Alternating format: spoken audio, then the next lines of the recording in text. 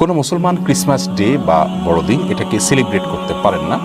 অবশ্যই সামাজিকভাবে বসবাস করতে গিয়ে সামাজিক সহাবস্থান এবং শান্তিপূর্ণ অবস্থান এটি নিশ্চিত করতে গিয়ে বিভিন্ন ধর্মের মানুষ তার যার যার ধর্মের বিষয়গুলোকে পালন করবে, বিশ্বাস ধারণ করবে, লালন করবে।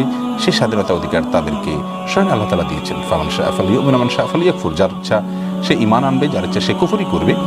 এর মধ্যে যে কুফরি করবে তার দায় সে বহন করবে, আল্লাহ তাআলার কাছে সে বোঝাপড়া করবে। কিন্তু একজন ঈমানদারকে এ দায়িত্ব দেওয়া হয়নি যে তিনি অন্য ধর্মাবলম্বী বা ঈমানদারের ঈমানের সঙ্গে অসঙ্গতিপূর্ণ বিশ্বাস ধারণকারী লালনকারী ব্যক্তির ধর্মীয় কর্মকাণ্ডে বাধা দিবে।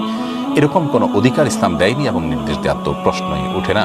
আল্লাহ রাব্বুল আলামিন বলেছেন লা ইকরাহা ফিদ্দীন, দ্বীনি কাজে, ধর্মীয় কাজে বা ধর্ম পালনে, ধর্ম অনুসরণে কোনো প্রকার বাধ্যবাধকতা চলবে না, অর্থাৎ ধর্ম গ্রহণ করতে কাউকে বাধ্য করা যাবে না।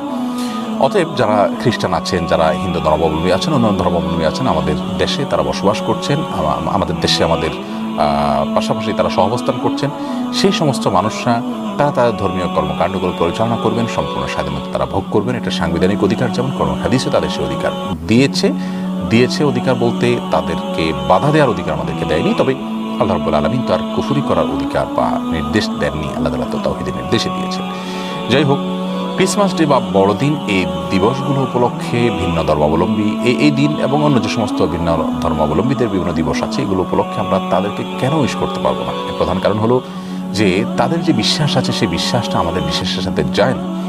আমরা যে ঈমান আনয়ন করেছি আল্লাহ রাব্বুল প্রতি এবং আল্লাহ তাআলার জাত, আল্লাহ তাআলার সত্তা সম্পর্কে আমাদের যে বিশ্বাসের জায়গাগুলো, তাওহীদে আমরা বিশ্বাস করি আল্লাহ তাআলা কোনো সন্তান গ্রহণ করেন না, সেটি আমরা বিশ্বাস করি। আল্লাহ বলেছেন লাম ইয়ালিদ ওয়া লাম ইউলাদ, আল্লাহ তাআলা কোনো সন্তান গ্রহণ করেন না, কোনো সন্তান তিনি জন্ম দেন না, কারো সন্তান তিনি নন। আবার আল্লাহ রাব্বুল আলামিনের শানে কোরআন কারীমে আরও বিভিন্ন আয়াত আল্লাহ তাআলা বলেছেন, সেই সবগুলোর সাথে খ্রিস্টানরা ঈসা আলাইহিস সালামকে কেন্দ্র করে যে সমস্ত বিশ্বাস ধারণ করে থাকেন সেগুলোর সাথে পুরোপুরি সাংঘর্ষিক।